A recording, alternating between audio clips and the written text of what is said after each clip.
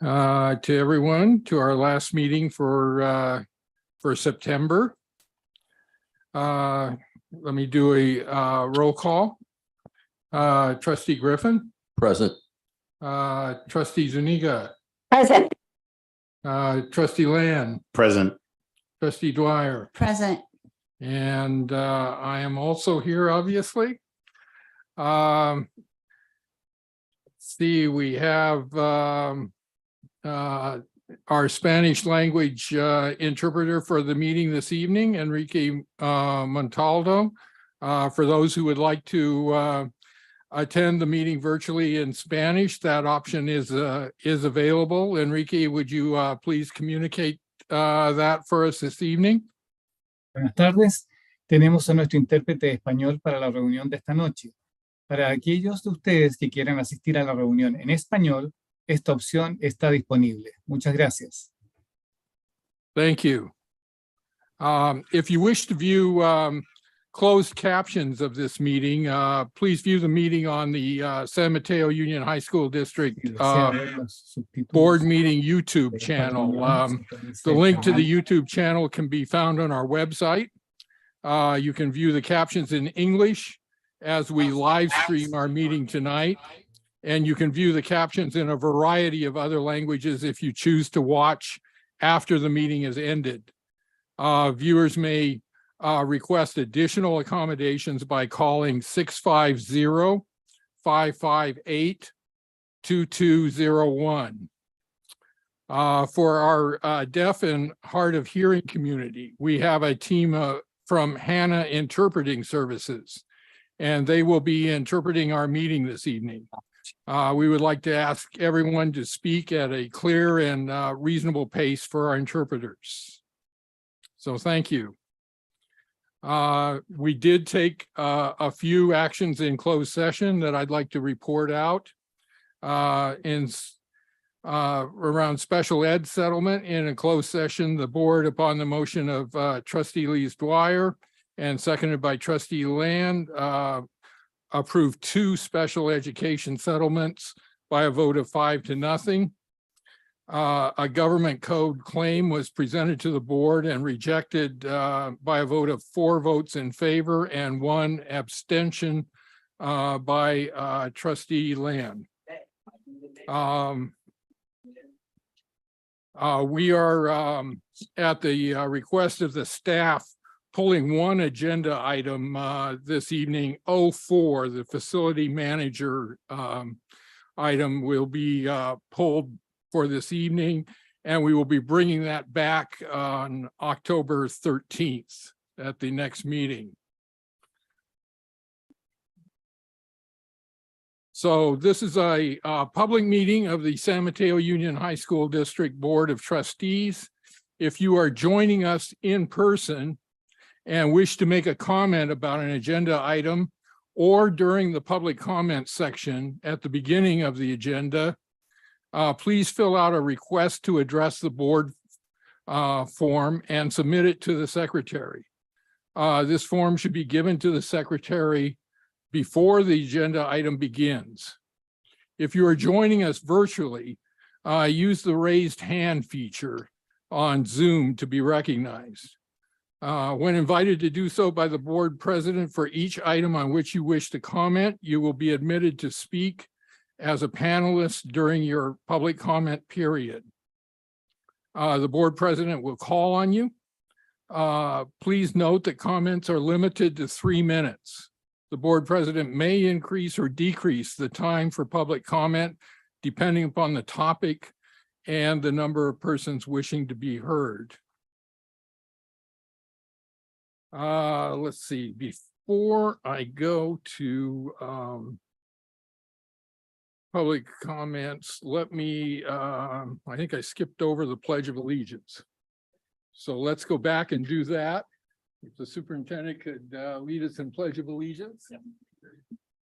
I pledge of allegiance to the flag of the United States of America and to the republic for which it stands, one nation, under God, indivisible, with liberty and justice for all. Thank you.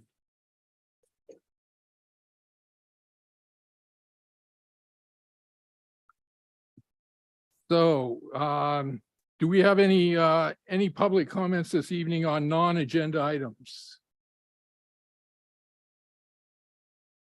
Okay. Are there any governing board comments this evening? Trustee Griffin. You know, it's interesting. Good evening, everyone. It's interesting. I went to my first CCS Board of Managers meeting, and I have to take my hat off to President Sell over there, because the coach really knows how to run a tight ship and had a long agenda. It's good to, it's interesting to understand how they develop playoff schedules, admit new sport to, you know, to academic competition and all of that. So I enjoyed it, even though it was in Santa Teresa High School, which is way on the other side of the world for me. So and I actually got to talk to other administrators and a superintendent who's also on that board. So it was quite an enjoyable experience.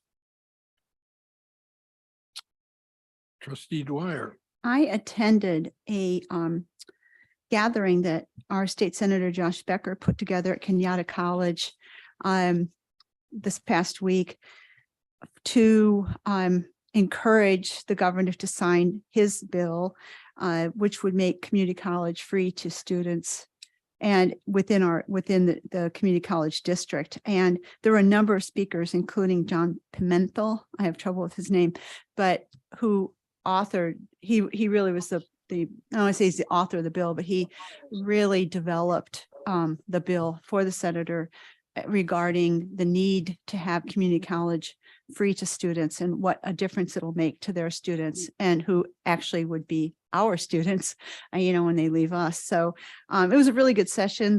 The other, there were a lot of other elected people there. The Sequoia District Superintendent spoke. And there were a number of, other speakers, the other elected spoke too. There was a representative from Sequoia there, Alan Sarver. So we were introduced, which was quite nice of them. But it really struck me that we are opening the doors to opportunity for students, and they are going to continue to open the doors at the community college level, which I think is so important because we're preparing them for college. And if there's no college, what have we done? We've given them hope for something they can't have. So I'm really hopeful the governor is going to sign the bill and that we will see that coming to us in the next year or so. So thank you. Anyone else? I do. Oh, sorry. Did somebody else have it? Go ahead, Trustee Zuniga, if you have Thank a you. comment. Yes. First, I would like to acknowledge the land that we currently occupy is the traditional territory of the Ramaytush Ohlone people, who are the original inhabitants of the San Francisco Peninsula.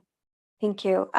Yes, first I wanted to highlight our young people in our district, since it's Latino, Latina, Latinx Heritage Month. All of our kids that participate in the clubs, please support them if they're doing fundraisers, if they're doing events. Please support our students in the clubs. I also wanted to mention that the Board of Supervisors approved some funding that'll help foster youth that are at risk of homelessness.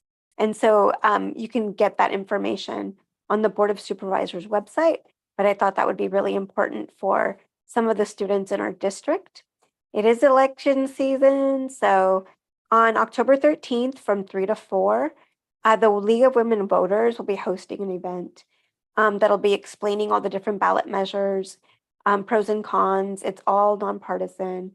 And there's, for example, there is a measure in Menlo Park that affects the Ravenswood School District. So, in solidarity with them, it's important to read about that one. If anyone needs to register to vote, you can still do so. There is early registration for young folks, 16 and up. Well, obviously the 16 to 18, almost 18, won't be able to vote, but they will be able to pre-register. And please get out to vote. It's really important. We really need people to do their civic duty. There's also a collaborative with different elected officials. This is more towards our board. There is Proposition 1 that it's protecting reproductive justice in our county. And so there's a consortium of different elected officials that are signing on to support things like that. So take a look at it. I can share that with you later, but I just wanted to bring it onto your radar. I wanted to speak on a lot of the racism that's been happening for a very long time. It's really unfortunate because we are all part of the same communities. And we all, live together here, and finding common ground is really important. So what are we doing as, as educators, as adults, as parents, that is, addressing some of these things with our young folks? What things are we doing to prevent them from having this type of ideology and acting on it? Again, we want to create a community that is a safe space and a sanctuary for everybody. So I just wanted to say that it's never okay, and it's not acceptable.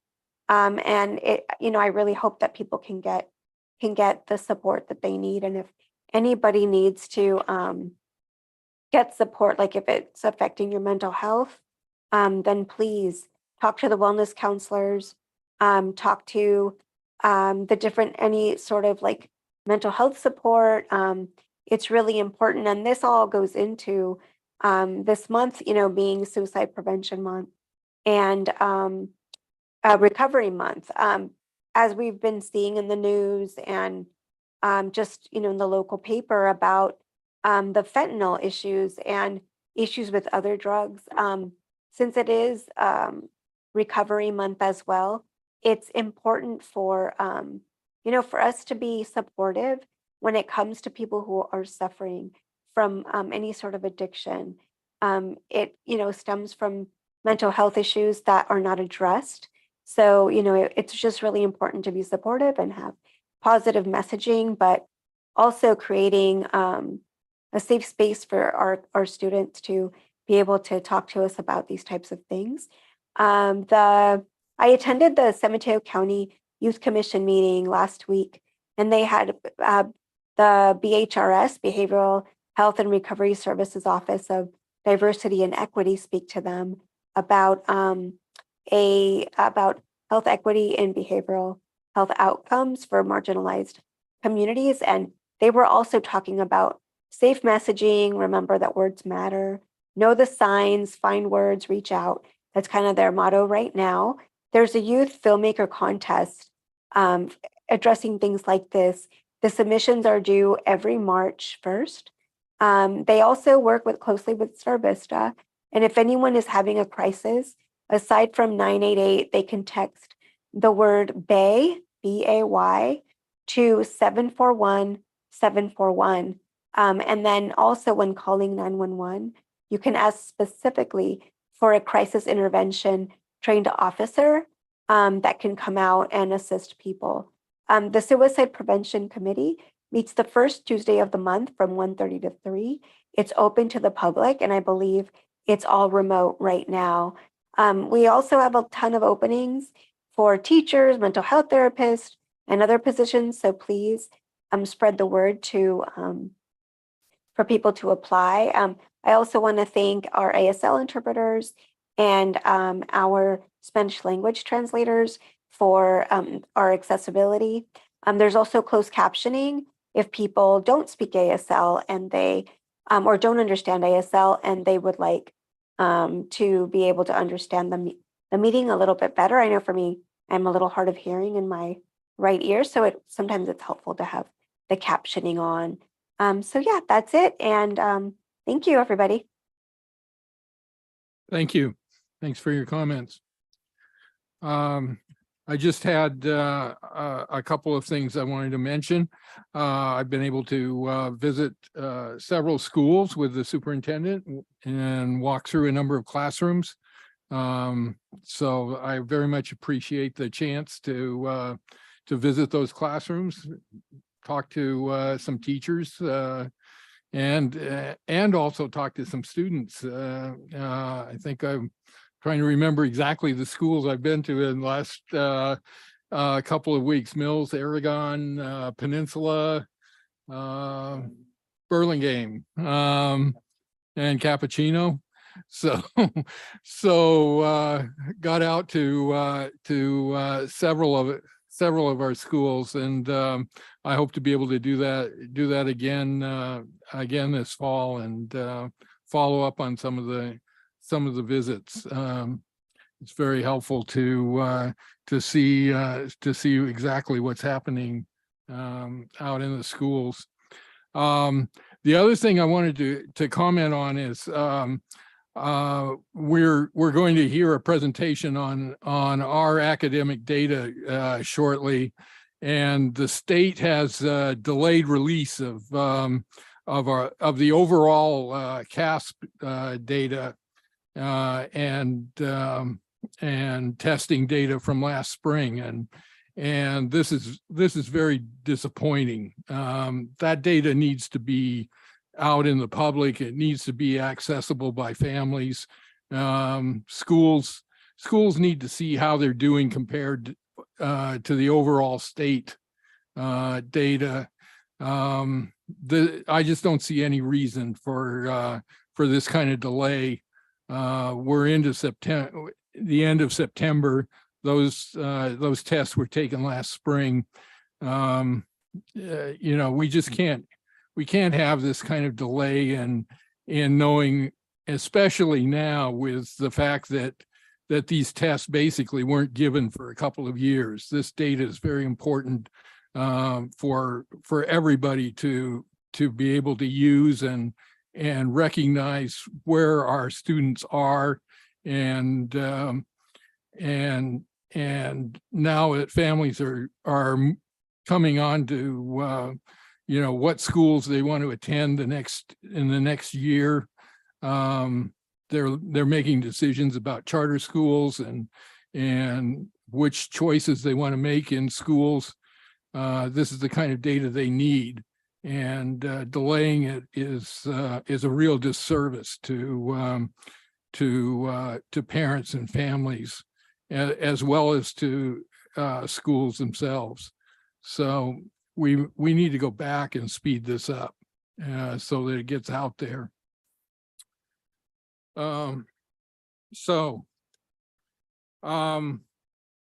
Moving on to I, we don't have any communications to the Board of Trustees this evening, but we do have some recognitions. Let me let the superintendent take on those recognitions. Thank you. So this evening, we have two recognitions. We have a proclamation declaring the month of October as lesbian, gay, bisexual, transgender, queer, LGBTQ+ History Month. And tonight, we're asking we're going to approve this proclamation. And if it's okay, I'm going to read the proclamation this evening. Yeah. Please. So this is for the month of October 1st through 31st, coming up 2022.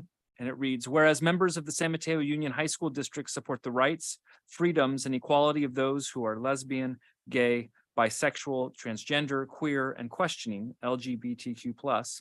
And whereas all students deserve to feel safe and welcome in their schools, to be known by their preferred name, gender identity, story, as well as to see themselves represented in the curricula. And whereas the California Legislature adopted AB 677, Chapter 744, 2017, encouraging schools to collect voluntary self-identification information on sexual orientation and gender identity and expression. And whereas on April 8th, 2003, the Federal Ninth Circuit Court of Appeals ruled in a case brought by local Santa Clara County students, Flores versus Morgan Hill Unified School District, that school district staff were responsible for maintaining safe school environments and for equitable enforcement of non-discrimination statutes and policies. And whereas SOGIE data and training promotes welcoming schools, improves understanding of LGBTQ+ students, and supports educators to provide services in a non-discriminatory and respectful manner. And whereas a number of LGBTQ plus historical events and people of all races have contributed to the history of equality for all people. And whereas LGBTQ plus individuals have made and continue to make lasting contributions to strengthen the fabric of American society. And whereas October holds historical significance because in October 1979, the first LGBT National March on Washington occurred, marking the 10th anniversary of the Stonewall riots. And also in October 1988, the first National Coming Out Day was celebrated, and every year on October 11th, National Coming Out Day and annual LGBTQ plus Awareness Day is observed. And whereas the month of October has been established to remind all cultures within our wider community of the important roles of LGBTQ plus people have taken in shaping the social, historical, legal, and political worlds we live in today. And whereas the San Mateo Union High School District appreciates and recognizes the importance of LGBTQ plus History Month as an effective means of educating and calling to action the citizens to work together by fighting prejudice and discrimination in their own lives. And whereas increasing visibility, raising awareness, and teaching LGBTQ plus history fosters a welcoming school climate where LGBTQ plus students, families, and educators can live their authentic lives and be treated with dignity and respect.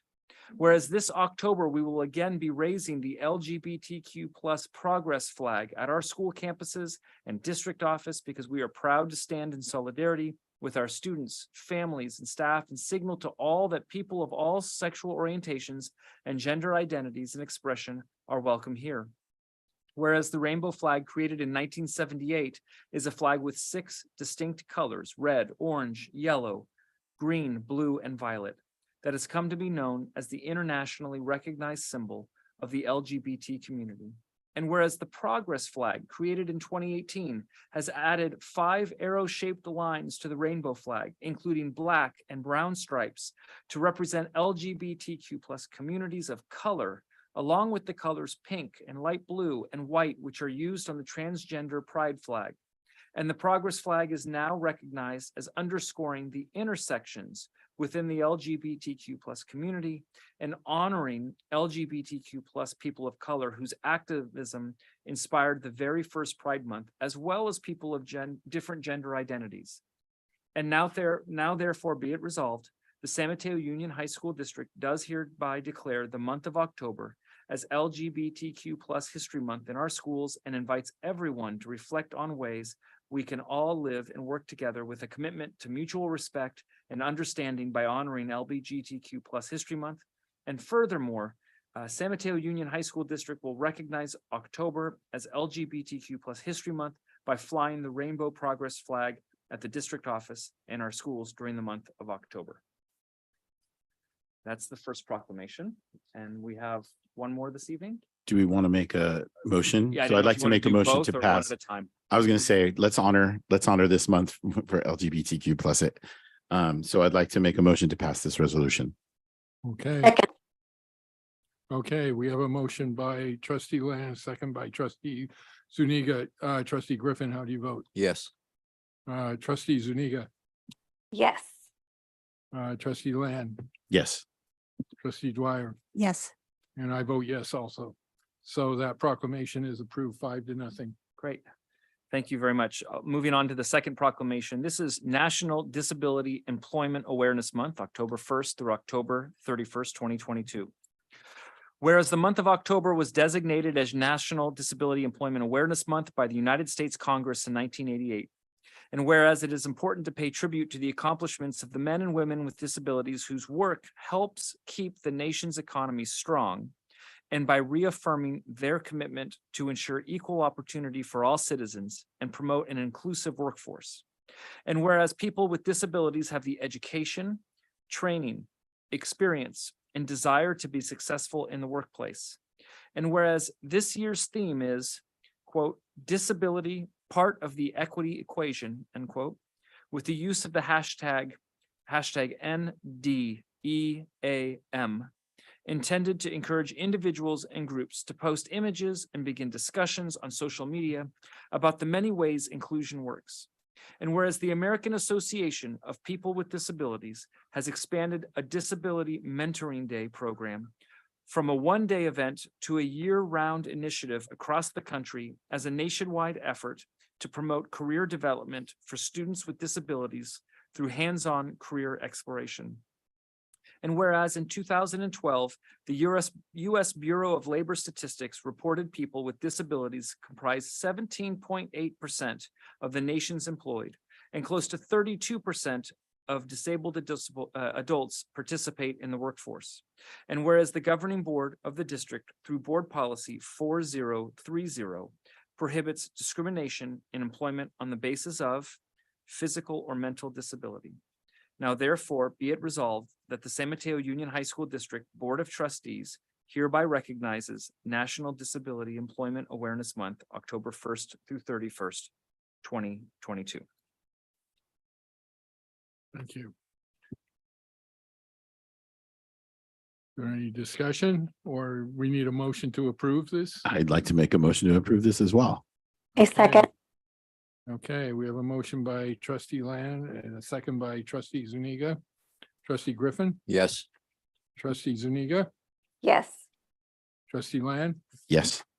trustee Dwyer. Yes. And I vote yes also. So that proclamation is also approved 5-0. Thank you. Moving on to K, the consent agenda. I move approval. Second. Okay, we have a motion from trustee Dwyer, second by trustee Land. Trustee Griffin, how do you vote? Yes. Trustee Zuniga, Yes. trustee Land, Yes. trustee Dwyer, Yes. and I vote yes. So the consent agenda is approved 5-0. Regular reports. Let's start with the report of the superintendent.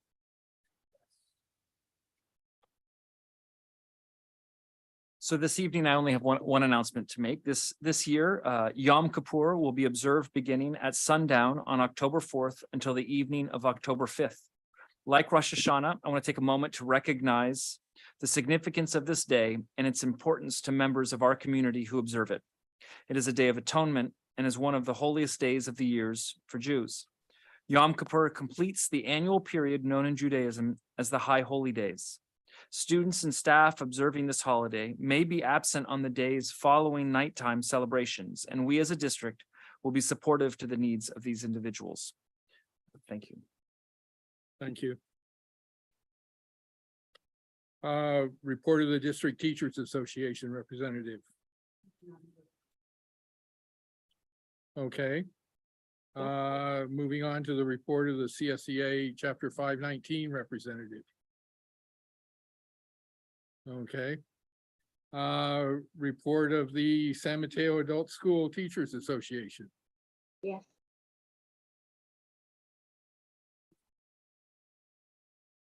Ms. Ackerman, please Yes. go ahead. Thank you. Good evening, Superintendent Mr. Booker and school board members. I am Paula Ackerman, representing the adult school teachers. Currently, with CE and active adults, we are working on sending postcards to the local neighbors to stimulate interest with our career education and active adults. The relaunch of our Constitution math prep programs is creating interest and new enrollment for union apprenticeship programs. Our focus with CE are moving forward to strengthen the enrollment for our newest classes, and we have started to set up placeholders on ASAP for spring 2023. We are also happy to share that from April 2022 to July 2022, 4 students have passed the math GED and the 2 language arts GED. Thank you. Thank you. So special reports and appearances. Spotlight on student learning and academic progress. Can I introduce this? Would that be okay? Sure, please do. So I want to just give a brief introduction to our community, our Board of Trustees and educators in the room. This is a new agenda item that we will be adding at every single board meeting. We'll be starting off our kind of main discussion with every board meeting with a spotlight on student learning. It's to highlight that we are here first and foremost around teaching and learning and for our students. So I'm really proud and grateful that we have our group of educators here that are going to give a report on some of our student progress, CAST results, students on track in a way that highlights not only the data and the story that the data tells, but the initiatives that we have in support of this data and an acknowledgement of where we need to do more. It's one thing to celebrate our successes, and we should absolutely be doing that and celebrating our students and all the hard work that our educators are doing. But we exist as educators in a continuous improvement model. And so it would be disingenuous for us to present the data and then not talk about the areas where we need to be better, where we need to grow, where we need to be self-reflective and look at our resources and look at our initiatives on how we can better support students, because ultimately, that's what we're here to do. So I'm really, again, grateful for our team of educators here tonight who are going to present as our first spotlight on student learning. And for the community, we'll be doing this like I said, at every single school board meeting to highlight the successes and the areas of improvement where we need to tackle around teaching and learning. And so with that, Dr. Kempke's here. Good evening, Board of Trustees. I'm very excited to be here for the first edition of the Spotlight on Student Learning. It's actually a hybrid presentation. We have some of our staff here in person. Some of them are going to be joining us online. And as Superintendent Booker said, this is an opportunity for us to provide some data on our students' growth, both in their accumulation of credits, as well as the results of the administration of the CAST. You can move to the next slide. Our main story tonight is about perseverance and resilience of our young people. With the unwavering support of our talented and dedicated, highly trained staff members. It's also a story of our multifaceted approach, which was refined over the pandemic to support students both inside, and you'll hear about some of the supports outside of the classrooms. And we're interlacing the data to kind of tell this story. You can see kind of the overview of our presentation. We'll go through the data, and then we'll have some spotlights, some programs in our schools. Always start and we center our work on our equity vision. This is the ultimate vision we have for our students. We'll be reviewing data tonight that allows us to reflect on where we are in our journey to serve all students equitably and ensure each of our students has the fulfilling and nurturing educational experience they deserve. Our mission is how we go about doing this work and how we'll reach our vision. We'll hear from some amazing educators tonight, this evening, whose work is aligned to our mission as they create an environment that will ensure our students thrive. All of the data tonight also is aligned to LCUP goal area, inclusive and relevant learning for all students. If students are on track for graduation and showing competency in our state CASP test, this provides a piece of the story on how well we are making learning relevant and ensuring they feel included in the learning process. So the first piece of data, it's actually a new one that we haven't looked at in the past. This is actually following a cohort of students. We do consider it a bright spot because you will see the students are making growth as they move through our system. The longer the students are with us, the more students are on track for graduation. And this data follows, right now, this is our current juniors. So you're looking at the data for our current juniors. And really, we're going to talk a bit about the supports that we have in place and the interventions. They're working as students move through the system. Of course, we want to see better outcomes for all students, but we are heartened by what we see here. And as you can see on the next slide, it's related to our area of growth in both the percentage of students on track in that cohort, as well as the longitudinal data. So this data is looking at how our students are doing over time. So it's not following a cohort of students. It's looking at each 10th grade year and seeing how our students doing. You see a dip in 2020. That was when the pandemic hit. We were online, or we weren't even online. We were in the midst of shutting down schools. But you'll see we came back from it. And we continue to kind of be at that same level. The area of growth, which we highlighted with our equity vision and mission, is that we continue to underserve some of our groups of students. I'm actually going to pass it next over to San Mateo High School staff, who's going to speak to some of the work they're doing to support us in seeing more students on track. So we're going to hear from some of the counseling staff there, and I think it should be online and ready to go. And I want to pass it to them, and they'll introduce themselves. Okay. Hi, good evening. Thank you, President Hanley, members of the board, Superintendent, Booker, and the members of the cabinet. We have here tonight from San Mateo High School, Mike Holtz, one of our assistant principals, Francisco Gill, a school counselor for our seniors, and Andrea Booth, our ELD counselor. So next slide. A couple of the things that we are going to talk about this evening. I will be covering the support classes. Mr. Holtz will be covering some of the things that we believe that all of our schools do. And then our two wonderful counselors will present some of the personalized ways in which we at San Mateo try to keep our students on track for graduation. Next slide. So I'm going to briefly cover our support classes, which I believe pretty much every school in our district offers. We have our guided studies at each of the grade levels 9 through 11 to support our students in their classes, give them a little bit of extra time in doing homework. Our strategic English support classes, we have three sections at 2 of our grade levels, 9 and 10.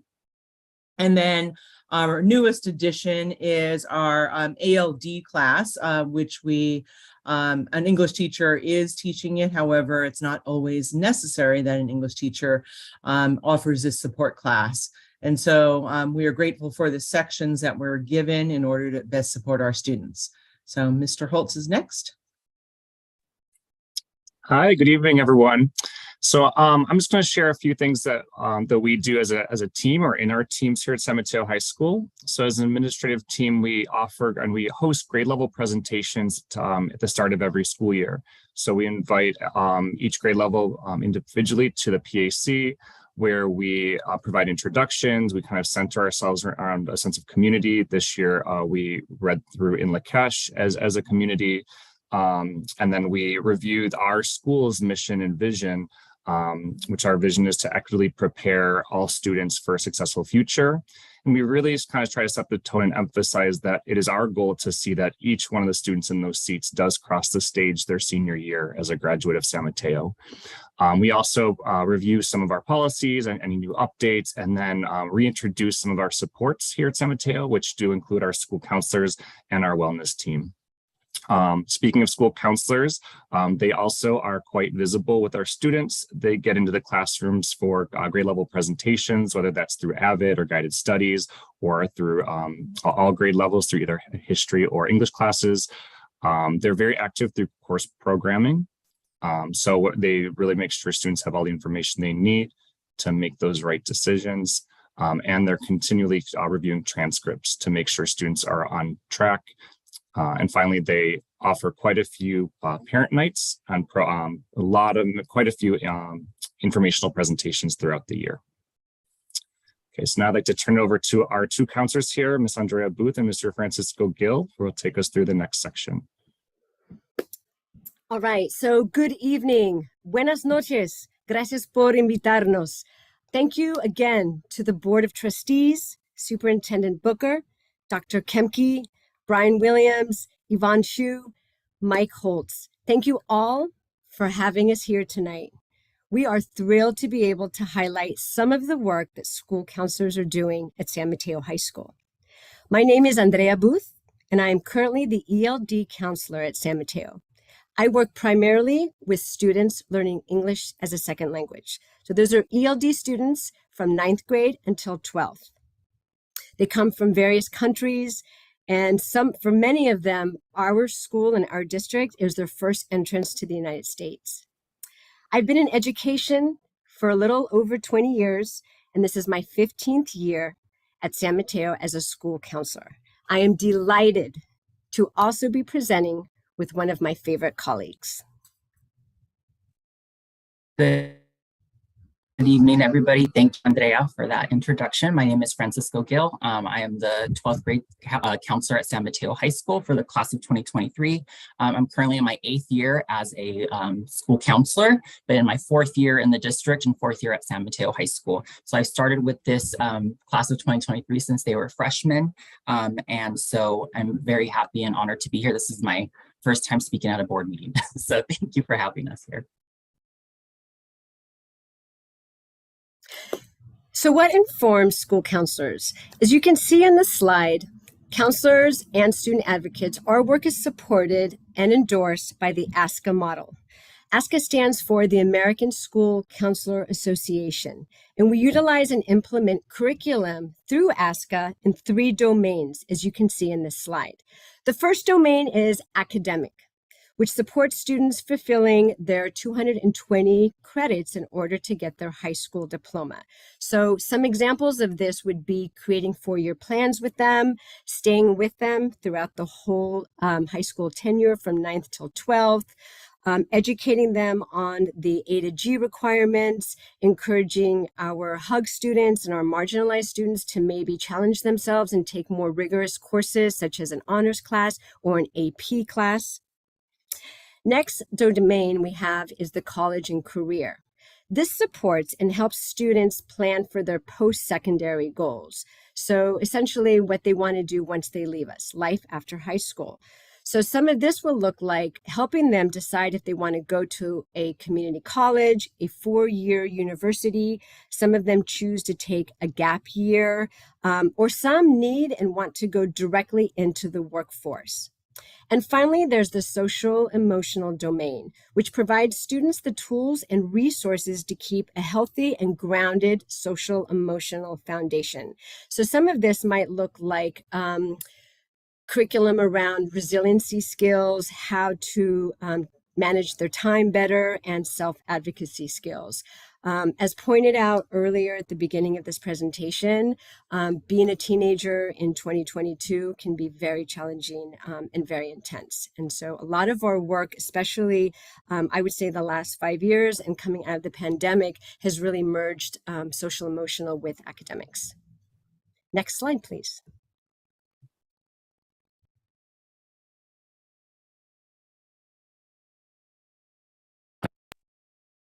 Right, so thank you. So as far as the school counseling role in practice, keeping in line with the school district's equity vision and mission statement, where all students will learn in a safe, inclusive, and equitable environment.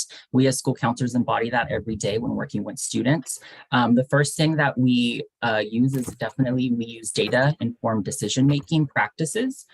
Some examples that we use at San Mateo High School are running the DNF list every 6 weeks for grading periods, also looking at attendance records, transcript reviews, and then also making sure that we document appropriately on ARIES, also with keeping students' confidentiality in mind, and making sure that we document in counseling notes and or interventions, which is really, again, at the center of what it is that we do is working with students every day.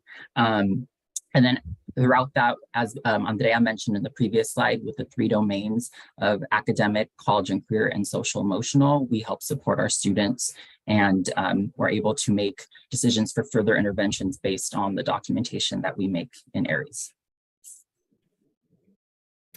Next, in looking at grade level curriculum, through a comprehensive counseling strategies and lessons, we as counselors assess and deliver grade level curriculum designed to educate and teach students about their options and opportunities at every grade level. So again, for example, in 9th grade, the grade level curriculum theme is identity and self-reflection. So this may look like students being able to connect with their ethnicity, with their culture, students able to decide which pronouns they want to use, maybe deciding what name they want to use.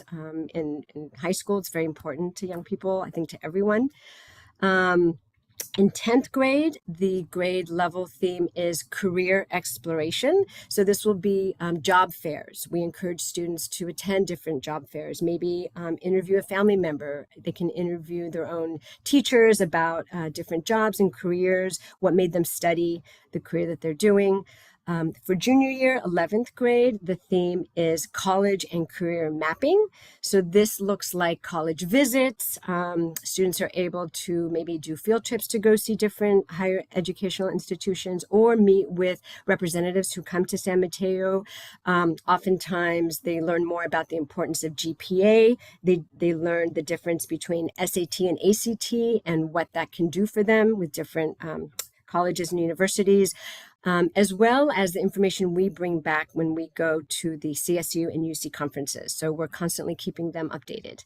And finally, for 12th grade, the senior year, the theme is financial literacy. So we again discuss and help them plan for college tuition. They learn about financial aid night. By then, most of them are working, and so we help them create goals around saving money so that when they leave us, they have a little stronger foundation around those things. So. Another thing as a school counselor that we practice is equitable school counseling services. And so what that is, it's really rooted in social justice and really aiming towards closing the achievement and opportunity gap for our students. And in doing so and providing those services, we also are actively dismantling white supremacy culture as we see throughout education. And then again, allowing our services to be accessible to all students and supporting especially our historically underrepresented students. And so really the other thing is, as a school counselor, we're there as advocates for our students, advocating on their behalf to other educators, teachers, and parents and guardians. And then one last thing is, as far as for the academic piece for advisement, again, in making sure that we address our historically underrepresented youth, we are providing them access to AS courses, honors and AP courses, and encouraging them to take those classes. And finally, under consultation and collaboration, again, as student advocates, we often consult not only with each other, but with other stakeholders at our school. So that could be a school psychologist, it could be a special ed teacher, it could be working with our wellness partners, it could be consulting with other faculty, admin. It can also be consulting with experts that come from other agencies that we work with in order to ensure supports for our students. Again, in collaboration, oftentimes with the systems that we have in place, we collaborate with teachers, families, students, and we always do our best to serve the needs of our students, whether they are academic, social needs, or college and career. Next slide, please.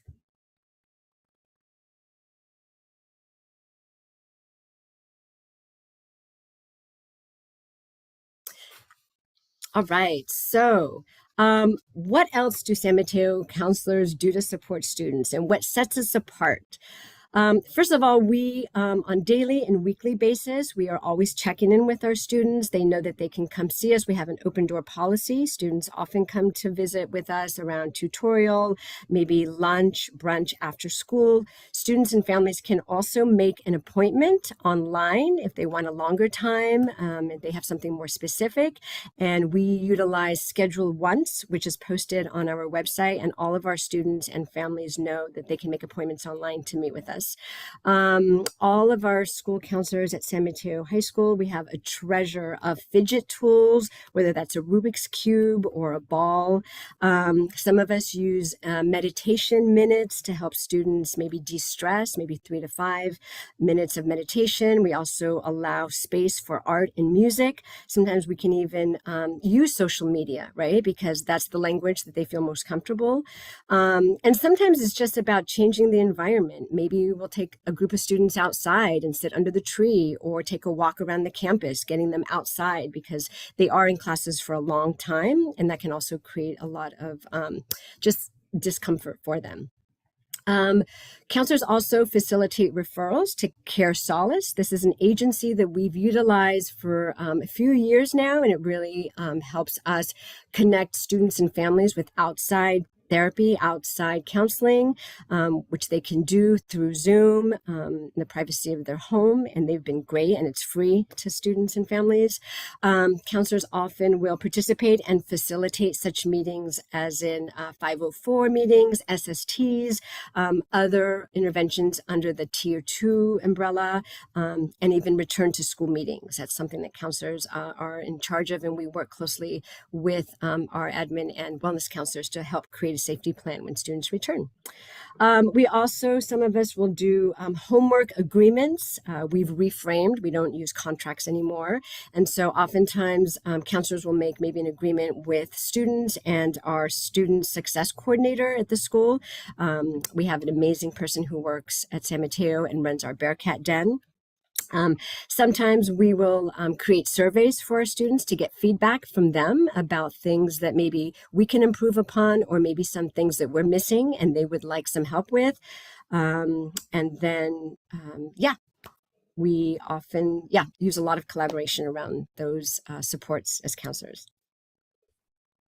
All right. Oh, sorry. Can we go back to the previous slide, please? That one? Oh, yes, thank you. So this is our last slide. So as far as for school counselors and supporting students specifically at San Mateo, since we are a grade level model, meaning that the school counselor follows their class every school year, we are able to implement certain things that students and families can expect from us. So I know starting during the pandemic when they were ninth grade and now they're seniors, my students, I started sending out Canvas notifications, also created for a time a social media post, and then also now using Parent Square. So I definitely am using that tool, and I'm very grateful that we have that to be able to provide open and thorough communication with our families.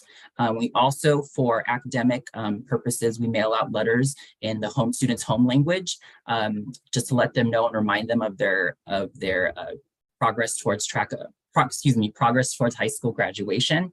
And then this, most recently, this last, or the beginning of this school year in August, the week before school started, I met with all of my rising seniors who were in danger of not graduating on time by May of 2023. I met with the students and their parents and guardians, and just kind of to reset and begin a new year fresh, and making sure that they were aware of all the courses that they needed to take and the interventions available to them. As mentioned earlier, we also provide multiple evening parent and guardian grade level presentations offered in both English and Spanish. And then also, like Andrea mentioned, we adapted with the times, and specifically during the pandemic, we have an academic agreement form.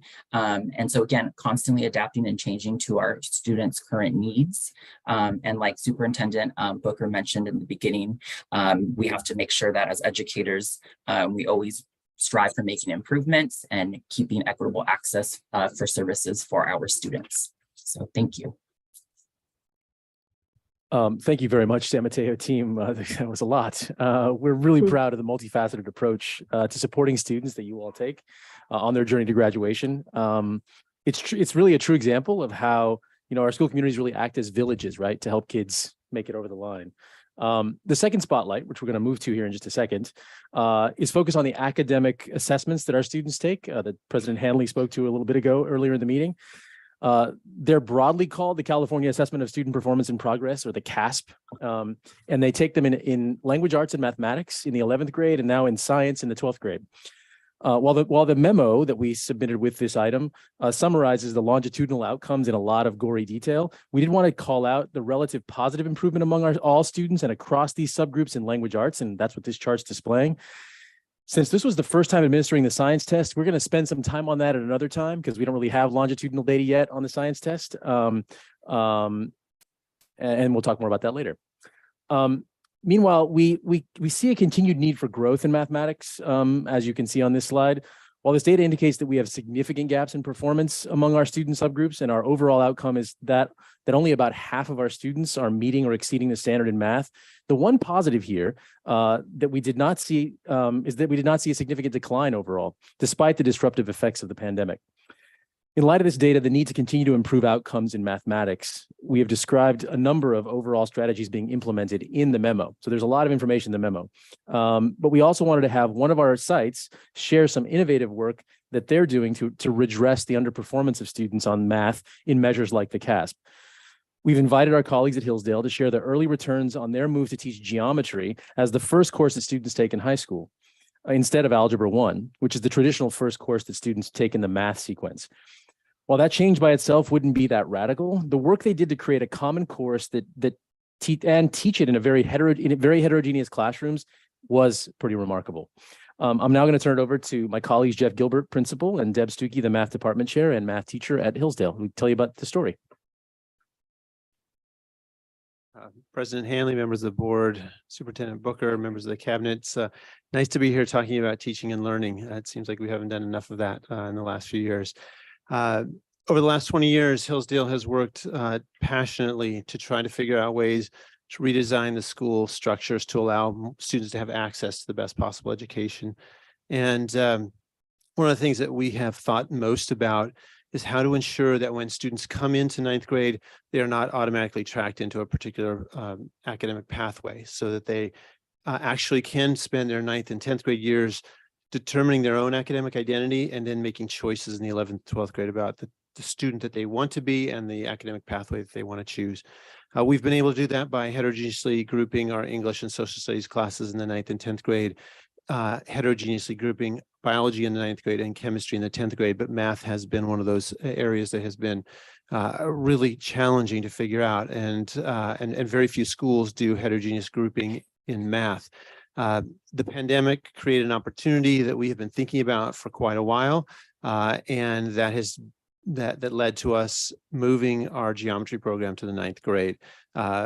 I'm really, really proud of our team and Deb and all of the teachers who, in the middle of the most challenging year, decided to take on this work, and they have worked tirelessly. We're very excited about the initial results, and I want to turn it over to Deb to talk a little bit about the work and what we're finding out.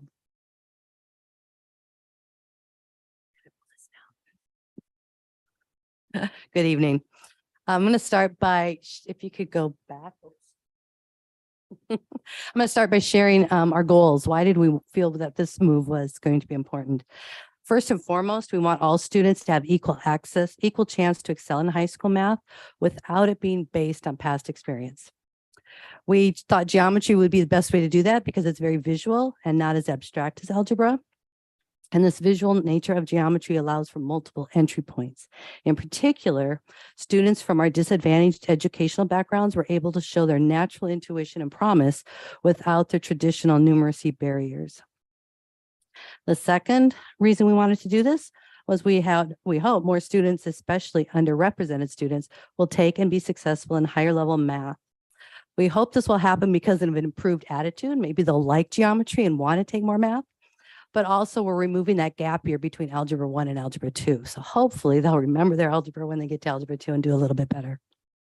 Finally, we wanted to find a way to remove barriers for students who wanted to accelerate, which means we needed to provide more options for acceleration. Summer school wasn't an option for everybody. We put the acceleration after the geometry, which allowed the teachers time to get to know their students and maybe see their potential for acceleration to push them if they needed to be pushed. It also allowed students to see what high school math is like before they choose to accelerate. We also had hoped to integrate some Algebra 1 content into geometry as needed, so our acceleration options would need to cover fewer algebra standards. And that means we had to come up with some options for acceleration. We came up with 3 options.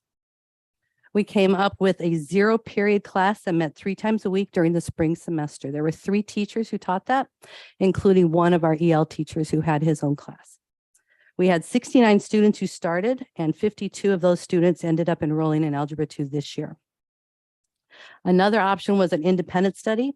Students who felt that they didn't want to commit to a 0-period or a summer, they worked on ALEX throughout the spring semester as well.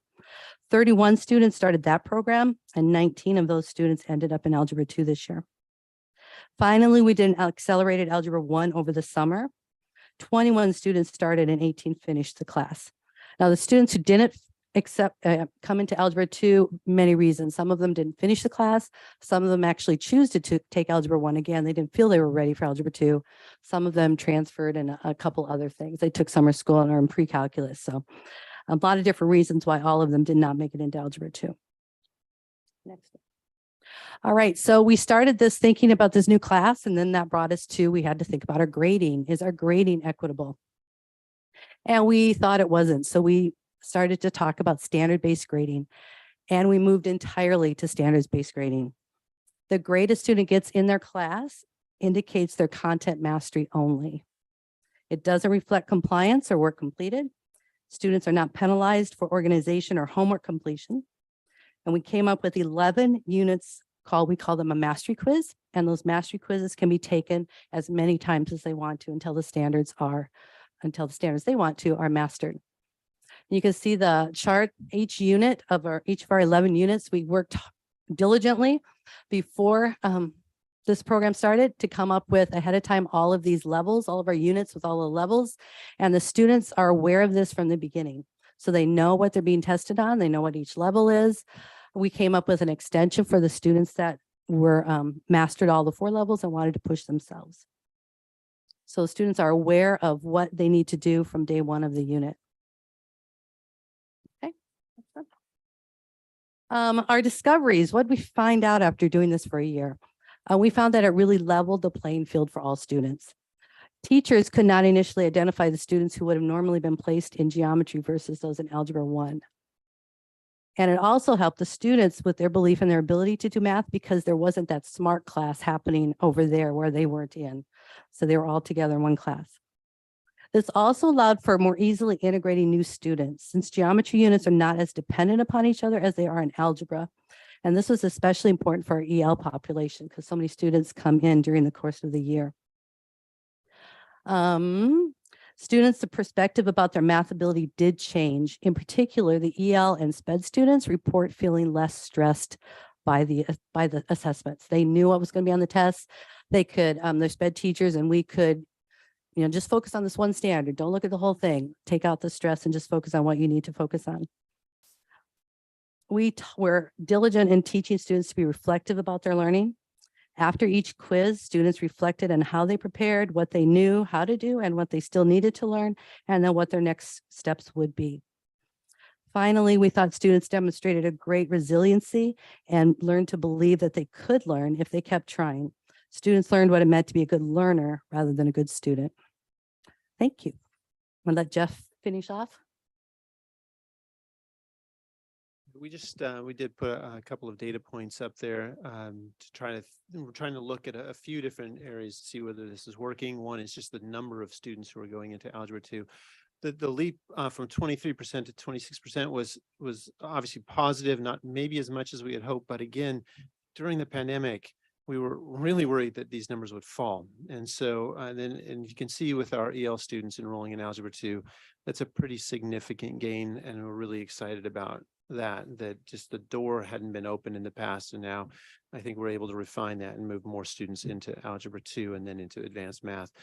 This following year, next year, really the data will see around student success rates in Algebra 2. They're in the class now, but they're moving from geometry up. So we were really interested in looking at what that data looks like. So that is our presentation. Thank you very much. At any point, if you want to ask questions or come visit, we're gonna have question and answer time in like a minute. If you could pull the slides back up one last time. But wait, there's more. Almost done.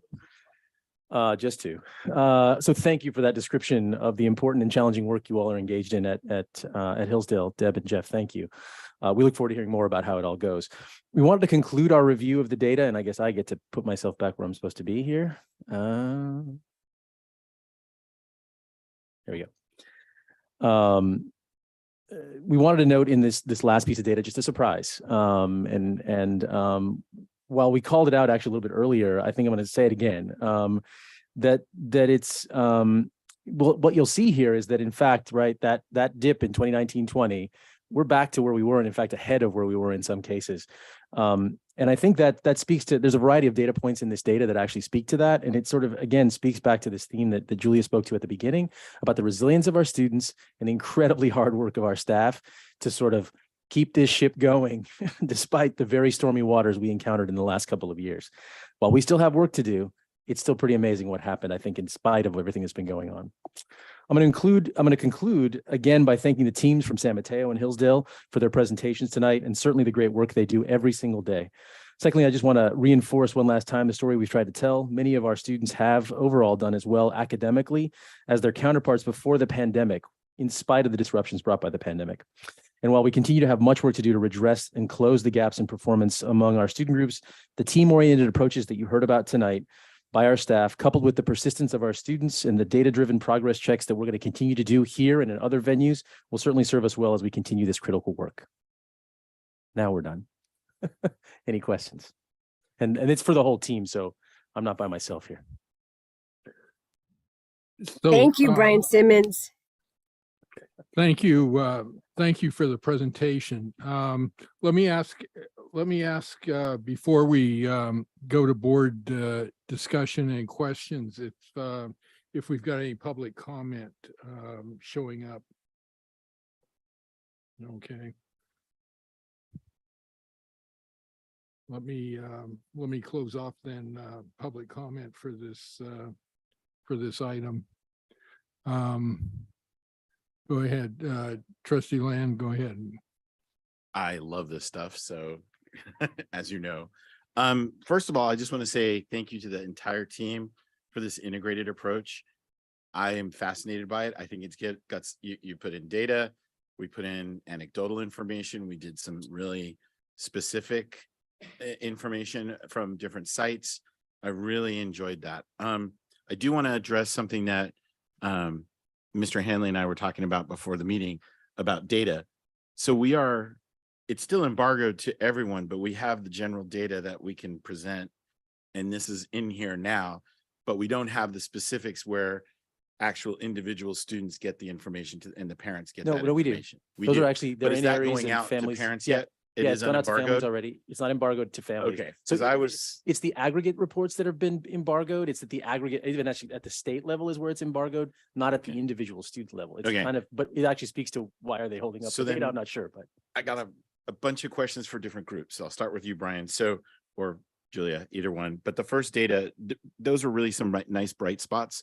ELA, seeing the growth in ELA in the CASP data, that to me tells me that we're stronger. Not, everybody's talking about learning loss, and yet we had pretty good scores here across the board. So, or at least increases in almost every subgroup. So that tells me that we're doing something right. And I'm wondering, so then when you go to, okay, some areas of growth, math, we're talking about some things that need to be happening.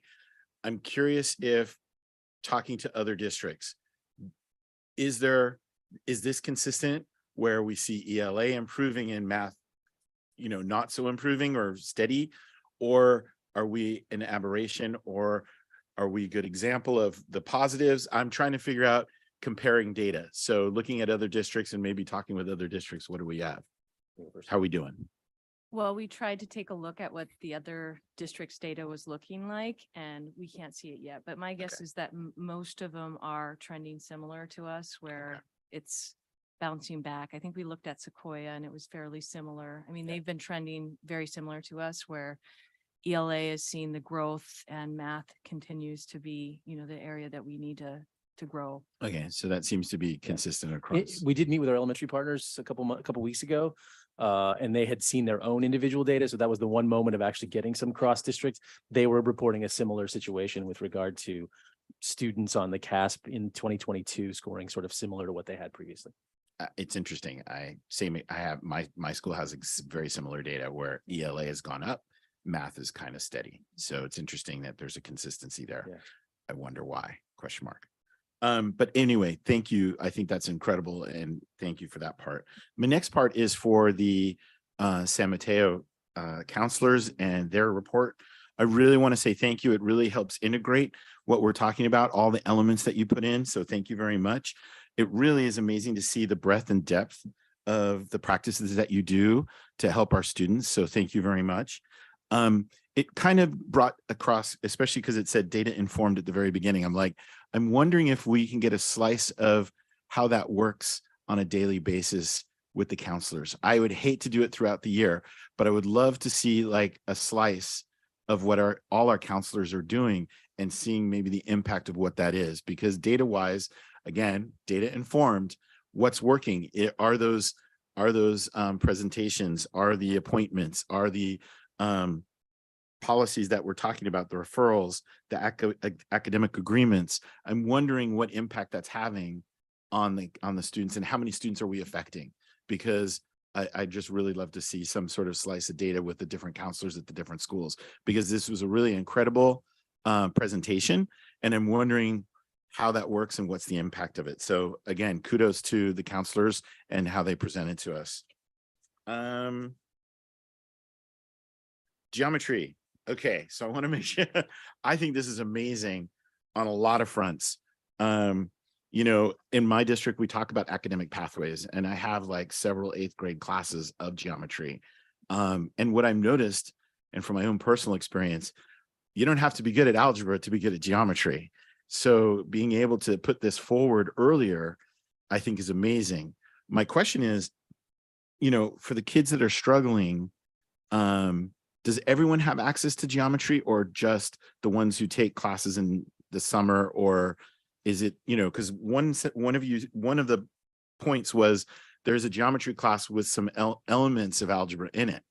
I'm wondering if you can expound on that a little bit, because it seems, I really think this is a great idea that needs to go nationwide. We made a real effort. Geometry often has, the traditional geometry often has a lot of algebra in it. We made a deliberate effort to take that out. So the students were not, those students that didn't have a strong background were not affected by it. And then as it came up as necessary, oh, we're going to do transformations, let's talk about graphing. And so we incorporated it where we could. Okay. Students seem to see, okay, it's useful here, you know, kind of answers the question, when we're going to use this stuff. This is a simple. So with geometry first, is the majority of students taking geometry? Mm-hmm. Is there some classes that are still in algebra? No, in no 9th algebra grade? one. So it's all, freshman year is all geometry. There are some students who leap over geometry and take algebra too. And But that's yes, acceleration, which is Yeah, great. but the vast majority are taking geometry in 9th grade. Okay. No algebra, no 9th graders are in algebra 1. Wow. Okay, how do we now? So my next question is about the our partner districts. So our partner districts are all over the place. And I know Hillsdale, you get a little bit from everywhere. So how do we accommodate for some of the really diverse partner districts where some of it's not offered, they all do the same, and some do the acceleration and some don't? How do we deal with that or address that? Go ahead. Oh, Go for there it. we go. So I saw him stand up. Yeah. I'm like, okay, there we Well, go. involved in the policy also sometimes. Because the students mostly are just advancing maybe to algebra 1 at 8th grade, they're going to see the majority of the students in 9th grade taking geometry. And so then Jeff alluded to, there's a few that are going to take geometry at 8th grade, they'd go into algebra 2. But I think for Hillsdale, they're seeing the vast majority of the students going into geometry, because regardless of what they're taking at 8th grade, it allows for this moment for all the students to come together at geometry at 9th grade. Yeah. So I mean, from whatever school, that the farthest a student's going to advance in 8th grade generally, you know, there's some outliers there, Right. is geometry. And so you'll have a couple that go into algebra 2, but I would say they probably have 98% or so going into geometry at 9th grade. Yeah, and almost universally now in our elementary, but it's actually much more consistent than it Yeah. was just a couple of years ago. Okay. So we're actually now almost everybody's just teaching algebra as the terminus course in 8th grade. Now you still have the community college course taking in the summer among students. So that's the one place they can get geometry sort of before they get to us in the summer. But in general, what we're seeing is this leveling happening because they've really invested a lot in the 6th and 7th grade math classes in San Mateo, Foster City, and in Burlingame, et cetera. They've just bought new construction materials. So there's a lot of things happening that I think are making it a more equitable and differentiated set of courses in the middle grades that are allowing for us to have a more common set of student experiences in the 9th grade. So it makes for this actually to be possible. I just want to say, I really think we should explore this geometry first across the board. So great to see, and would love to see that continue and stretch out to other schools as well. Amazing, outstanding, all of you. Thank you so much for this integrated. I just, the last comment I'm going to make is I love how we included LCAP goal in there and how we put it all together, and it's an integrated approach of the presentation. So thank you. Mr. Griffin. Well, it's a very different presentation. It's kind of refreshing. You need more time up front to do a lot of review and analysis. The other thing I would say, could you number these slides? Because I was trying to follow where Trustee Land was speaking from. I mean, and if numbering the slides is the biggest issue we have, that's not a very big issue. So but it would help from a reference standpoint, because I was looking and there was a lot of good stuff in there, and just these may just be because of the periods we've gone through, areas of growth, which is probably, we have bright spots and then we have areas of growth. And I was looking at the variations, and we saw some improvement against the CASP math thing. It was pretty, it was like, okay, 3%, 7%, but then we saw some dips and we saw some people flat, and then we saw, looks like African Americans had made significant improvement, maybe pre-pandemic, and which was probably the biggest percent increase. And I realize these are small numbers, and it just dropped right back down, which I guess 21, 22 is the tail end of COVID. So it's not really not out of COVID. Any idea why some groups could stay flat and other groups just went up and down like Well, the small cohort size is clearly the big reason for a lot of that. When you got those tiny cohort sizes, we pull out African-American students because of a particular interest in them. I would say from a statistical perspective, we probably actually shouldn't pull them out often because they jump so much, but we want to pay attention, but we just have to be aware that that's the challenge of it. Right? When we're talking about a few hundred students, then I think we can trust that the data is pretty good about. No, right? I don't even think we've got anywhere near that. I do like the acceleration on geometry, and I like the geometry first idea that was put forth. I think it's got legs there. What is Alex for independent study?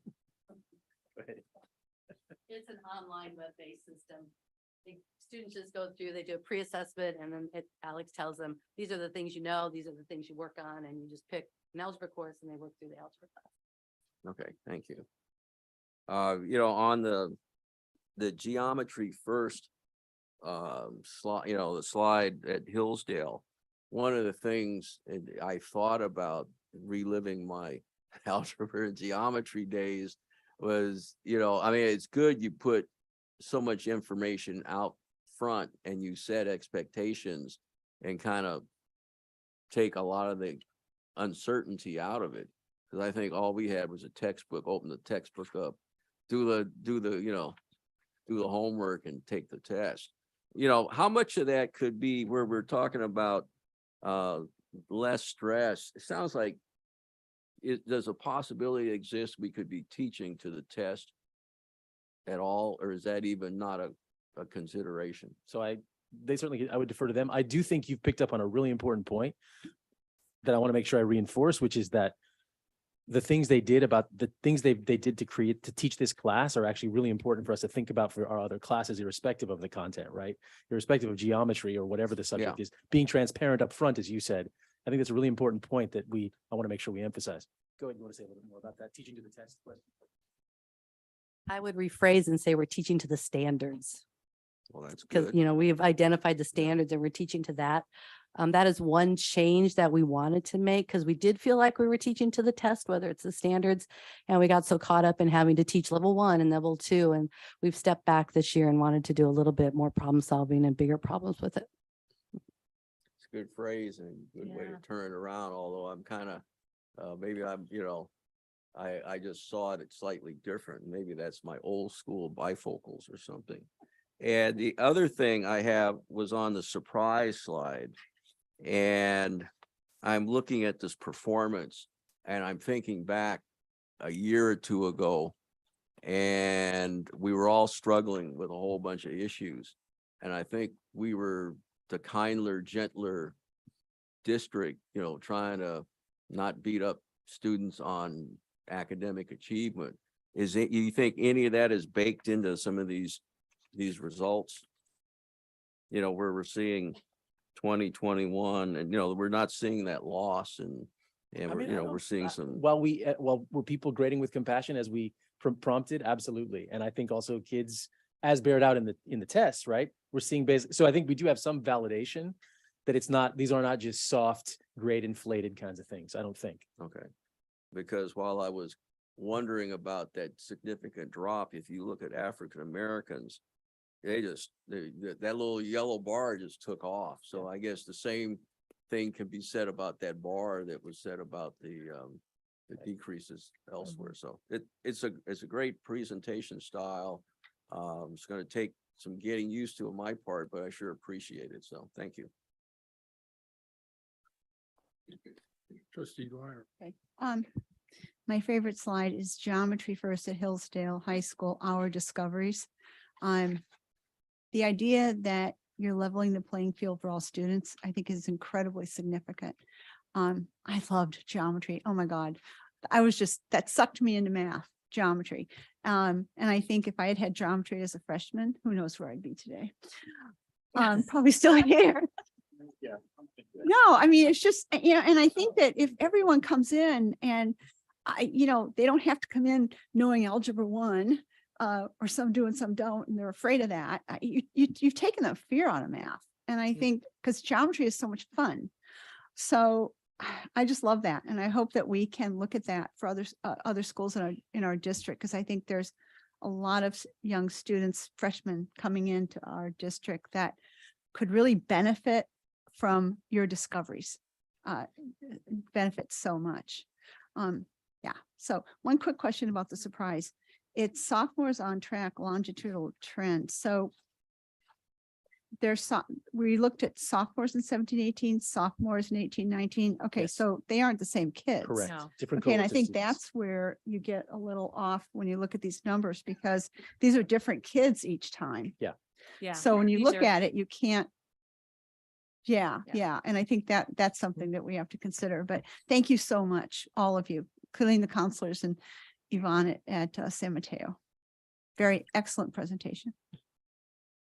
You probably can't see my hand, but I have some questions. Can I go next? Yeah, go ahead. Thank you. So thank you so much for all of your presentations. I have some questions related to the social emotional. I guess the more emphasis on that now. Can you all give me some specific examples of students that you've worked with where you've seen how important this has been for them and how it has increased their academics? I mean, I'm all about intersectionality. It does influence academics, and it influences how our students learn. We've been going through a very tough situation, all of us together, and so and not all of us deal with things the same way. So that's why I want to know. And even with the geometry presentation, have you all seen a difference in your students and in the learning, in the absorption of the information that they're provided? So yeah, if anybody can answer, but I'd like to hear from as many of you as I can. Thank I might you. defer to maybe Andrea and Francisco for that first part, just from the counseling lens.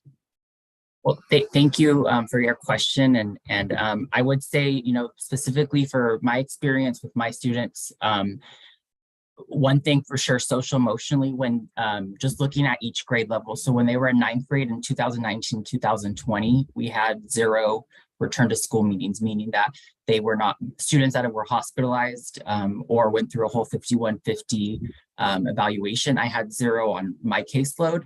The following year in 10th grade for 2020, 2021, it went up to 4. So that means that we had 4 students while we were in distance learning. And then when we came back last year, so when they were juniors, it went up to 8. So as we can see, every year it doubled. So the social emotional definitely was really influenced by, you know, mental health, anxiety, depression, and then that carried over into their academics, because if you're feeling anxious or depressed, a lot of times you're not going to school. That include, you know, carries over into attendance, academics, and then we also saw a huge increase in our 504 accommodation plans. And, you know, these are legitimate diagnoses from, you know, their clinicians and their medical providers. And so then, you know, of course, as counselors and with our collaboration with our admin and our wellness team, hold these 504 plans. And so we have students with accommodations to kind of help level the playing field. But again, the social emotional piece, just in my caseload from when they were 9th grade to senior year, I've seen the return to school, unfortunately, increase. And then also, not unfortunately for this part, but I've definitely seen a huge increase in the need for 504 plans. Thank you, Francisco. Did you want to talk anything about kind of the impact? There was a question about the impact of social emotional issues with regard to to learning. Anything you want to add or anything? Okay. Oh, yeah. Anything else, Sam? Andrea, you want to add anything? I'm sorry. No, I mean, I totally agree with Francisco. I've been with my students right now the last 2 years as an ELD counselor. I was the class of 2021 senior before, but I think really now coming out of the pandemic, and I would say more importantly, things that are happening on a societal level, right? Like other school shootings, a lot of racism that's out there, right? The students are really feeling that. And I think I've seen some improvement where students maybe are deficient in credits, they're not passing classes, but we can get them to come to school. And if they're with us for a while, you know, in our offices or using our area, then eventually they can maybe feel more comfortable to go back to class, right? It's like baby steps. But definitely the days are behind us where it's separate. Right. I mean, I think, right, social emotional is right there with academics. And I think the 504s is a big thing. The interventions that we have at the school, right, every day we're using them. There's never a time that our interventions aren't working. And I think, again, it takes a village. Definitely, it's not just us, but it's, you know, working with our other stakeholders. Yeah. Thanks, Andrea. That answers your question. Yeah, thank you. And you know, there's so many issues that happen with our students, you know, housing insecurity, food insecurity, parents not really being home a lot because they have so many jobs just to survive here. Yeah, with things they watch, you know, on the news, social media, and there's so many influences all the time, and it has to affect them if it affects us as adults. And we're like, we need to take a mental health day, you know, they're young and they can't just not go to school. You know, and so I really see how some of this has definitely impacted learning. So yeah, if anybody else wants to chime in, great. But those are the end of my questions. One more thing I just want to add, what you were talking about, like food insecurity and housing insecurity. A lot of the students I work with work because they have to. Right. And I would love to see maybe more programs that help students, right? You know, learn skills, on the job training, right? I know we had this years ago, but that's something that I think could really benefit our students, having a program to help them. You know, auto body shop or woodworking, those type of things, right? Because I know a lot of our students have to work and that's contributing to them not coming to school. So thank you. Thanks, Andrea. So I have a few questions here. Let me try to put this in context because I realize we've gone through, you know, some pretty traumatic years here. But I have some concerns about the data in the sense that I'm not sure it reflects as strong a learning as perhaps we're giving ourselves credit for. That's my concern. Because I look at the data, you know, and even, you know, just on, I mean, I'm looking at what you gave us before because that's what I spent the most time on, like page, I think it's it's page 2 on what you gave us, the sophomores on track. You know, and I look at, you know, 2020 to 2021, which was, you know, just a disaster year. I mean, the second half of that year was emergency. I mean, it was emergency teaching. I mean, we were all trying to figure it out. You know, after March, it was like, man, we're just doing the best we can. You know, some of our students didn't even have computers at that time. They didn't have internet connections. It was pretty hairy out there. And I mean, I don't mean it to be critical of our staff or, but it was pretty sketchy in very many ways. The last semester of that academic year.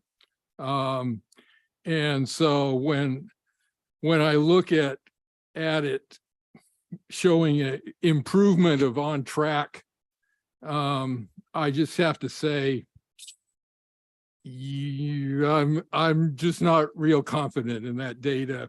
And because I know what we were saying to people. I mean, we had this big debate about whether we were going to go with pass fail, and it was torturous debate in the board of whether we were going to approve that. I don't know whether you went back that far to listen to that debate, but it was a torturous decision to make that decision. And we approved a one-time pass fail thing. So there, you know, compassionate grading is, you know, there's a lot of compassionate grading going on in that academic year. And that continued, you know, I think it continued in 21, 22, where there was a specific memo sent out about compassionate grading. And so when I see a lot of this data that's students are on track at a pretty high level, you know, and then I compare it to the CASP data, which hasn't changed.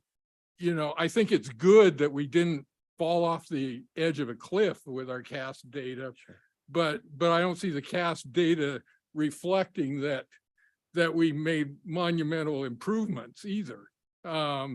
So I wish we had other data. I wish we had common assessments that I could bite my teeth into and chew on. You know, I wish I had other stuff that I was looking at how good the quality of learning was in the district, because I don't.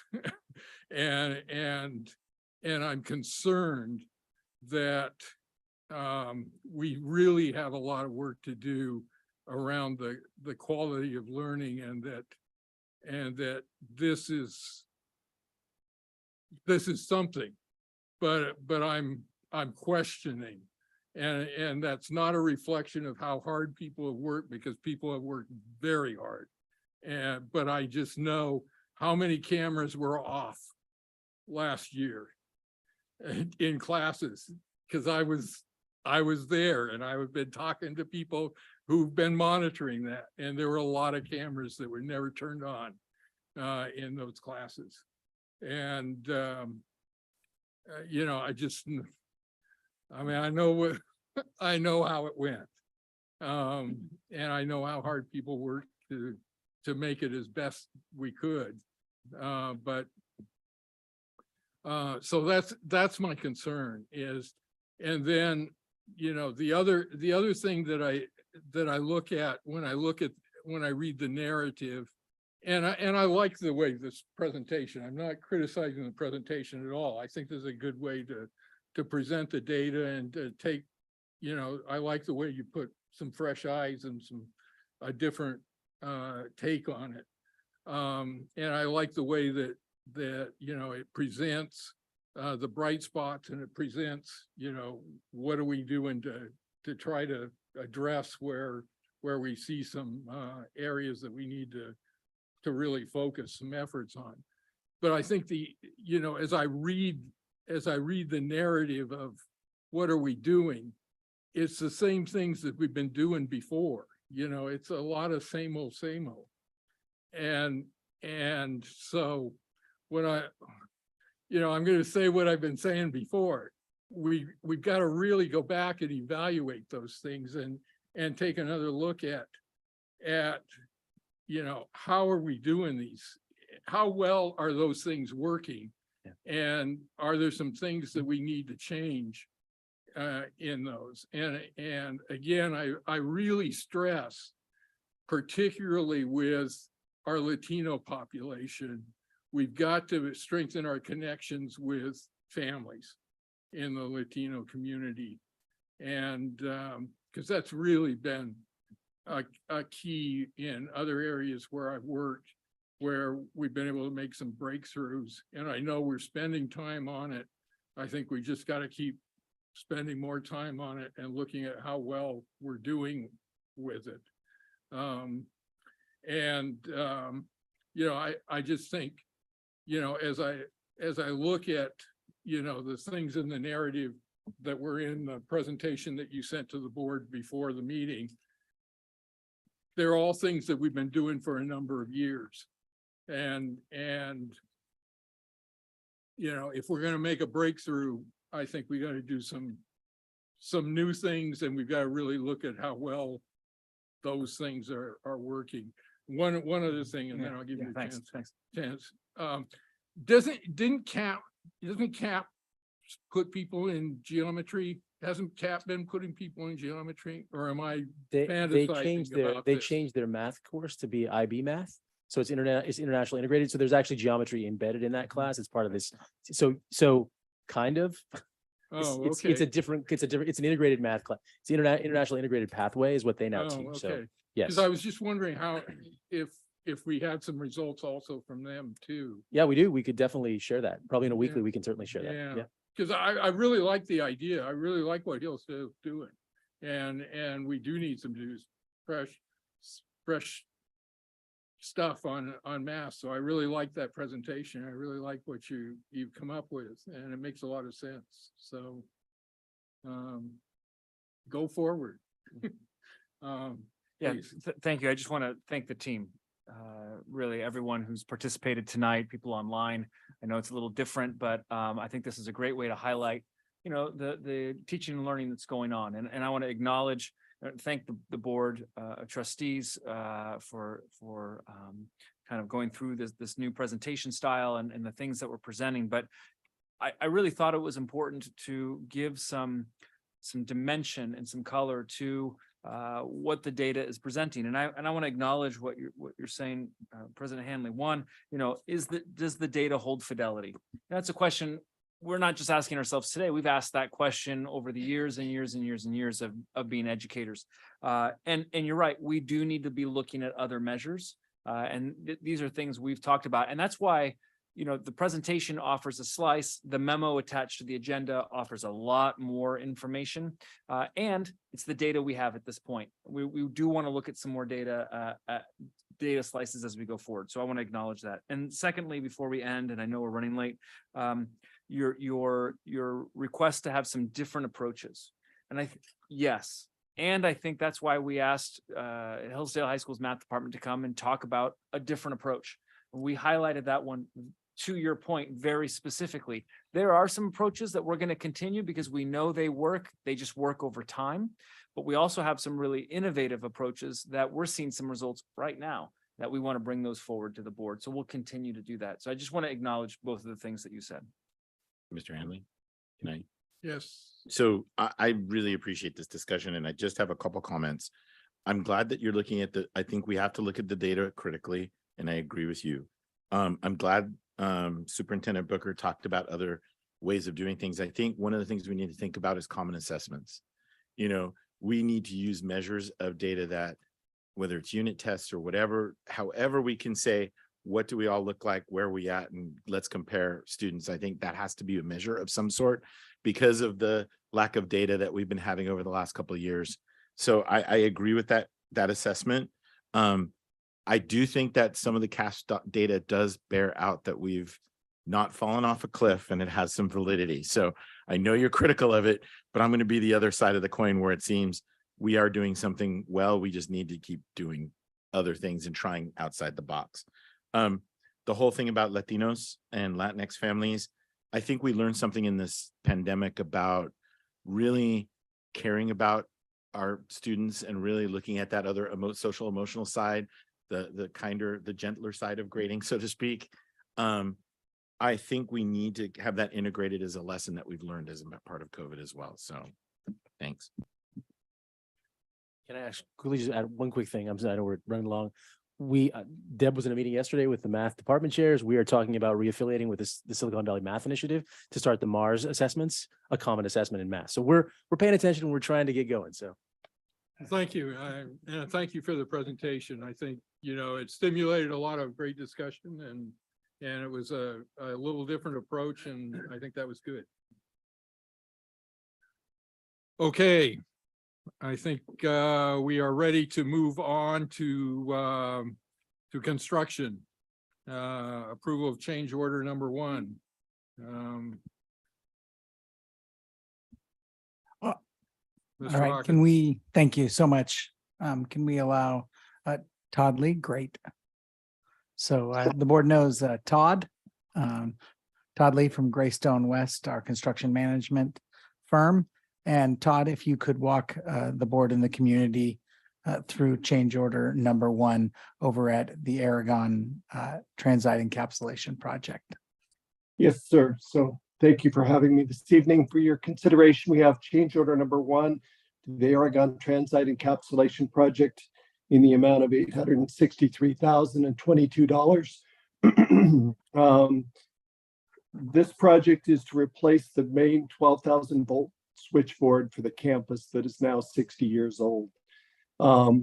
Testing last winter revealed that the load break switches, which are essentially the circuit breakers for the main electrical feed to the campus, were worn to a point that they were having trouble reclosing on testing. We tried initially to replace just those parts. They're no longer manufactured, so we ended up at a main switchboard replacement.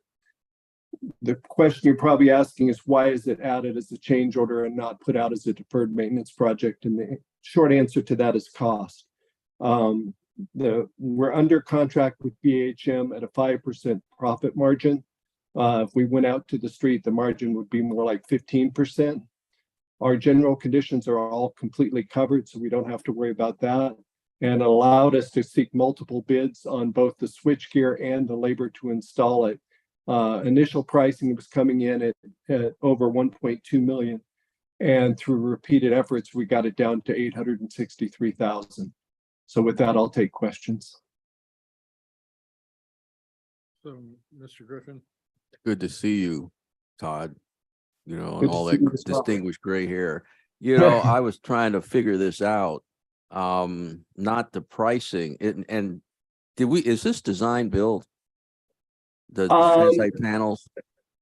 No, it is not. It's a lease back. Okay. How come it's coming out deferred maintenance do we have a project contingency, or how did we choose to go to the deferred maintenance? We do have a project contingency for the project, and it's probably sufficient to cover this cost because we've used very little of it to date. But this is truly a deferred maintenance project and would have been funded through Fund 14 deferred maintenance had we gone through normal channels. I think one of the things that we're reacting to is lead times on switchgear right now is running 50+ weeks. So we wanted to get in the queue to get the switchgear quickly, and we wanted the ability to solicit multiple manufacturers and get pricing. So you mentioned design build. This worked almost like a design build. We initially pointed out that the numbers that we got back were high. We adjusted our design and made some changes to specifications and went out to more manufacturers and got favorable pricing. Okay, thank you. Trustee Lang. Okay, so, I'm sorry. Sorry. So my first question is, why are we associating this electrical switchboard with the Transite Encapsulation Project? I need a little bit more understanding on that. Sorry. So it was an existing contract that was in place that enabled us to move quickly and get in the queue for to procure the switchgear. But I think the main reason was cost. If we put this out on the street as a deferred maintenance project, the markup on $1 million project is around 15%. The contractual markup on the Transite project is 5%. Also, all of the general conditions are already covered. The contractor's going to be on site for basically the better part of 2 years, and all of their supervision and everything is already included in their contract that we would have to have paid as markup to a contract if we went out as deferred maintenance. Okay. And my second question, I'm sorry about this, but I know the Transite Encapsulation Project, we talked about Transite and asbestos, and I need to ask this question again. I know we chose encapsulation, but why did we not choose removal? And I forgot. So I just need a reminder, because someone had come to me in the community asking me about this and why. So I'd really like to understand the choice that we made with the encapsulation. DSA regulations indicate that if you remove more than 5% of the exterior skin, then you have to do a structural and code upgrade to the entire building, which for that building is probably on the order of $150 million worth of work. Okay. So basically, you'd have to replace the entire school. Got it. Yes, sir. Well, that answers that for me. So trustee Dwyer. Okay, so we are charging bond money, right? The Transite panel money is bond money. Is that correct? The Transite panel money is bond money, but this change order will be directly charged to deferred maintenance. Okay, so we're running it under the contract for the Transite panels, which is a bond project. Correct. And then after it's done, we're going to charge it back to deferred maintenance. So as we pay that change order, we will directly charge deferred maintenance. It won't actually ever hit the bond's financials. Okay. Yeah, I just want, that's the concern I have, Yep. is I want to make sure that the deferred maintenance our deferred maintenance fund pays for the deferred maintenance, and that no bond money is spent to do deferred maintenance. No bond money will be used to do this deferred maintenance project. Deferred maintenance Okay. will pay That's 100%. Thank you. I got a quick follow-up. I know it's getting late in this new time zone that we live in. You know, they're going to have to sub this work out. They probably don't have an electrical license, or do they in fact have an electrical license and they're going to do all this work themselves? No, they received multiple subcontractor quotes, and they are subbing. The low electrical contractor is A.O. Smith Electric, and their quote is attached to the changer. I'm sorry, it's Smith and Sons Electric. We received quotes from both. Okay. I'm out of questions. Okay, that had been my question too. So we did go through a kind of bidding process to come up with this contract, right? Correct. Okay. The analysis. You went through the analysis to come up with this. Correct. They BHM solicited multiple, and that was the low bid. Okay. I'll move adoption. Okay. Before we vote, is there any public comment Sorry. on this item? Okay. I will move adoption. Second. Okay, we have a motion by trustee Griffin and a second by trustee Land. Trustee Griffin, Yes. trustee Zuniga. I think that's a yes. She's not mic'd. You're on mute, Ligia. I think you're on mute, Leah. Still on mute.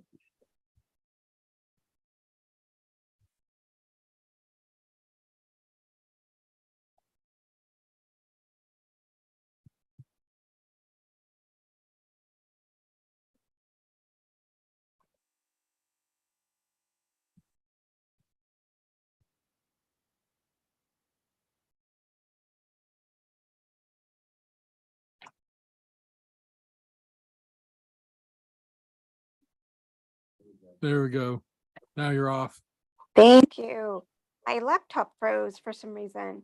Yes, my vote is yes. Okay, trustee Land, Yes. trustee Dwyer, Yes.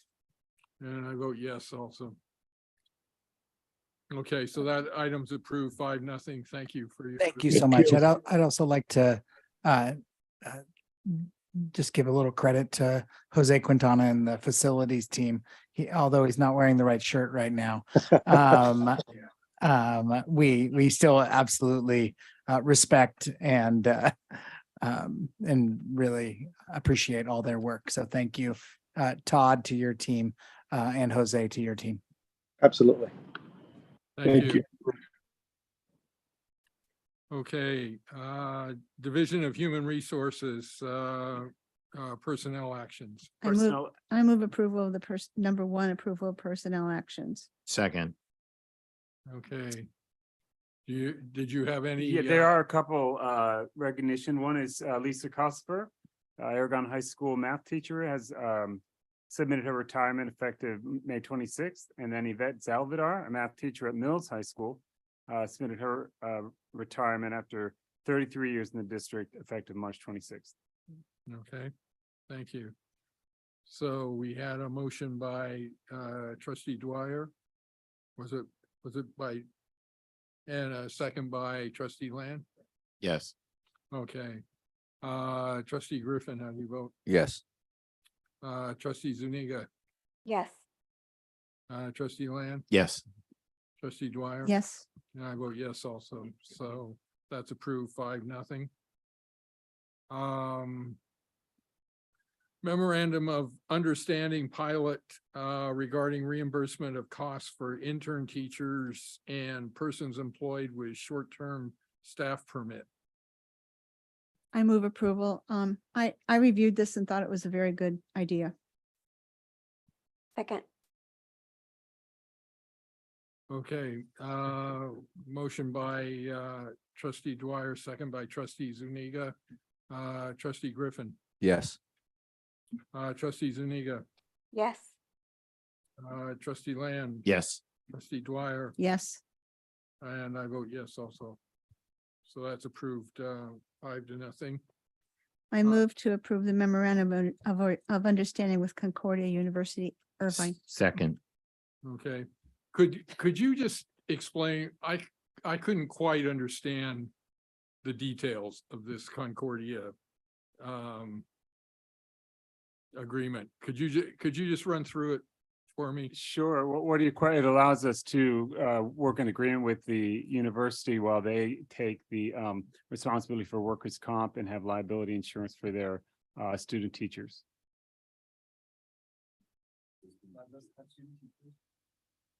It allows us to have student teachers on our campus, and Concordia University holds all the liability. Oh, okay. I read through it and I just didn't quite get it. It's just promoting more teachers becoming accessible because of the teacher shortage. We really want to keep doing things like this. Okay. That's why. This is the agreement is written by a county council. You may remember back several years ago, we had a student teacher get in an accident at Hillsdale High School, and there was a big commotion about who pays the workers' comp. So after that, we had the county council write kind of a legalese type agreement, and that's what this is. Could I just suggest that the board memo could be like a little more clear on that? Because I didn't come away with that at all when I read it. I don't know, Really? maybe I was just dense on it or something. Okay. Okay, trustee Dwyer made the motion, trustee Land made the second, trustee Griffin, how do you vote? Yes. Trustee Zuniga, Yes. trustee Land, Yes. trustee Dwyer, Oops, yes. and I vote yes also.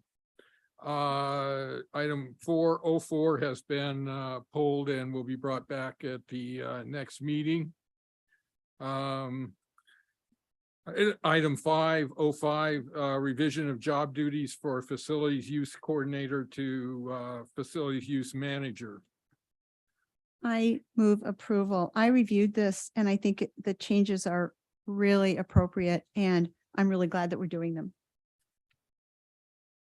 Second. Okay, a motion by trustee Dwyer, second by trustee Land, trustee Griffin, Yes. trustee Zuniga, Yes. trustee Land, Yes. trustee Dwyer. Yes. And I vote yes also. Event pay, approve the event pay raise revision. I move approval of the event pay rate revision. Second. Okay, let. Okay. I have a quick motion comment. by Oh. trustee Dwyer, second by trustee Zuniga. Just a quick comment that a similar conversation or a similar concern came up with regard to officials for events where the comp, the price, the reimbursements or their pay is not keeping up with the other, the time. So that's going to be addressed on their part. Okay, And I vote yes. okay, thank you. Trustee Zuniga, how do you vote? Yes. Trustee Land, Yes. Is personnel going to look into that for officials? Right now, they charge us, they're organized on their own, so they aren't part of that. The So fee. they need to organize and ask for a better, Okay. more competitive wage. Sure. Thanks. That would come to us as a contract, wouldn't it? Right. Because they're an Yeah, outside there's two entity. different groups. Yeah. Okay. Mhm. I vote yes. thank you. And I vote yes also. So that's approved 5-0. Thank you.